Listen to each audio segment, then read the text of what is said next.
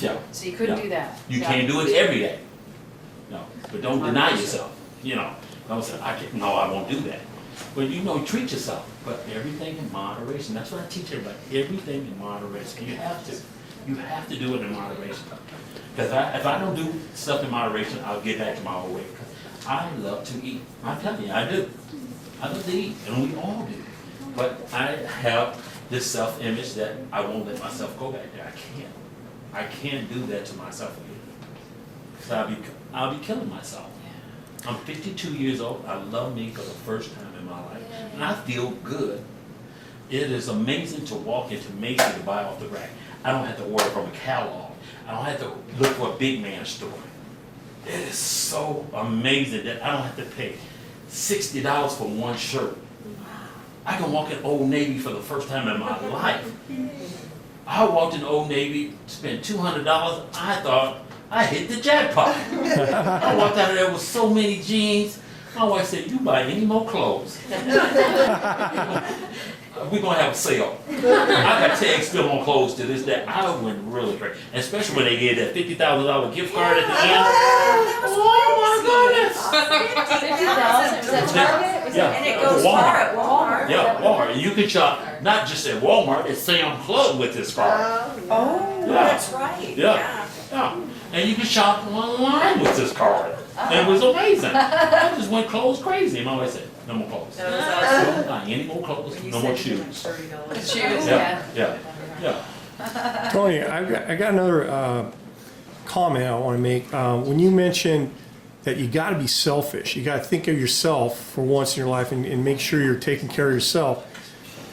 Just curious, when you said that, I was thinking, I mean, none of us ultimately want to be selfish because, ultimately in life we want to try to serve others and help other people. But by being unhealthy, we are being selfish. Would you agree to that? Because if we're unhealthy, like if we're eating wrong, not exercising, and our bodies get to the point that we're unable to perform normal tasks, then we can't really help other people. If we're sick, we can't serve other people. If we're feeling bad, or we can't run or can't move, we can't. I mean, in a way, I don't know. I'm just kind of giving a different perspective here. We have to take care of ourselves first before we can help other people. Because if we're sick, how can we help if you're a nurse, how can you help someone if you're sick? You can't. You have to be healthy first before you can help someone else, right? And we actually teach us, like to your question about your husband, we actually teach us with families of patients. I'm a heart failure, like we specialize in heart failure. And so the low sodium cardiac diet, we have to tell people this is how you should eat. And one of the biggest things we do, we don't focus on the patient, we focus on the family. This is how you need to be cooking, this is how you need to be eating, this is what you need to do, because otherwise it's going to kill this patient, And so a lot of it, I'm sure you've had to make a lot of changes with your wife and your family. A lot of this is the education as a whole with everyone, so that they can understand it's not just him that needs to make this change or her that needs to make this change, it's the whole family and the dynamic of what you eat. Yeah, it truly is. Because having family gatherings, I have them at my house. I control the food. And you'd be amazed what they, you know what you're eating right now? Fat-free, everything. They look at me and say, "This is really good." And that's what you have to do. You just sneak them things in there to your family. And you slowly, and then you see, "Oh, this is really good." They'll be surprised what they're eating. They really will be surprised. I have another question. Yeah. I have this problem of late night eating, like of laying in bed and I think I can't go to sleep until I have that bowl of cereal. And I can't, I obsess over it, and then I'm like, well, I'm not going to sleep until I eat that. So I get up and, do you stop eating at a certain time of the day? No, I don't. I don't stop eating at a certain time of day. I eat what I want, whenever I want, but I do it in moderation. If I want that bowl of cereal, I get granola. And I put that fat-free milk over it. Okay, That's so what I do. Multi-grain Cheerios and fat-free milk at 9 o'clock at night is okay? It's okay. But don't eat a whole bowl, a whole box. Get a cup, measure it out. That's what you have to do. Teach yourself to measure stuff out. I got stuff in snack bags. I got my nuts, I got my granola. If I want it, I go get it. I measure my milk out. Go by the serving size. That's what you have to do. Don't deny yourself. If you crave it, like I used to crave stuff, I chew on broccoli. I go get raw vegetables, not sure. They satisfy my craving, and I drink a glass of water. You have to find an alternative thing. I don't care if it's 10 o'clock at night and you say, oh, I'm really hungry. Eat a little bit of stuff. I'd rather for you to go to bed full and be sitting up, and then in the morning you get the wrong thing. You're gonna eat completely the wrong thing because you didn't satisfy that hunger in your body. But do it with something healthy. Question? Or- Oh, sorry. When you first started the journey, what was the calories? You were talking about how many calories. My calories were anywhere from 20 to 25,000 a day. I would drink 10,000 just in juice. Okay. Juice alone and soda. And I would just eat. I would go to McDonald's in the morning, get 2 sausage egg muffins, 2 hash browns, and a latte.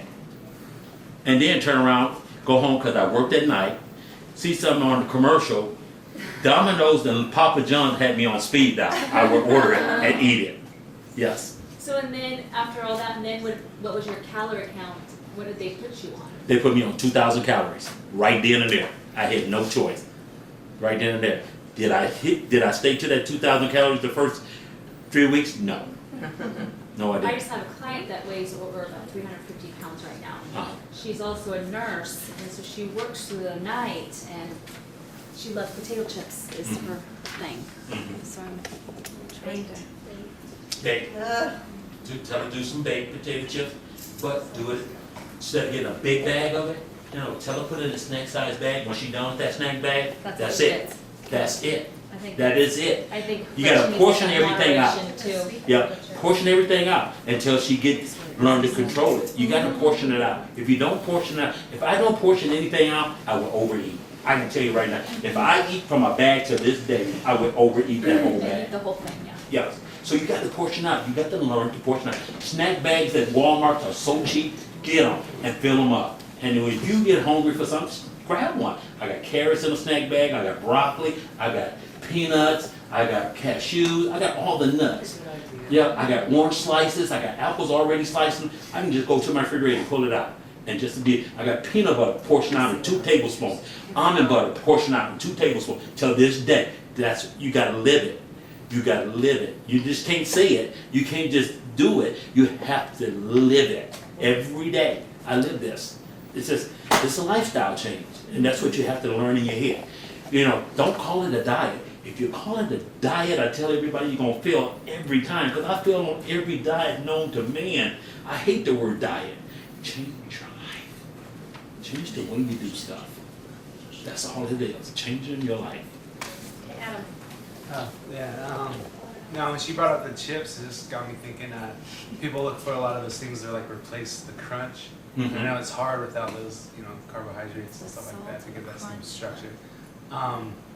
But I know they're starting to make more things with garbanzo bean flour and stuff like that. I don't know if you had any kind of interaction with that kind of stuff and whether it's supposed to be a good substitute for against the potatoes.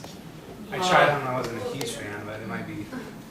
Is it garbanzo beans just like chickpeas? It's They're a chickpeas. chickpea. Yeah, It's chickpeas. ground up. Yeah. Yeah. It pretty much replaces, you can buy it in flour pretty much right. But replace Yeah. white flour, you can make a flatbread with it. It doesn't They still got rise. the starches in them and stuff. You still got to watch the sugar content in them. You still got to be careful with something. And that's why I said you get them, portion them out.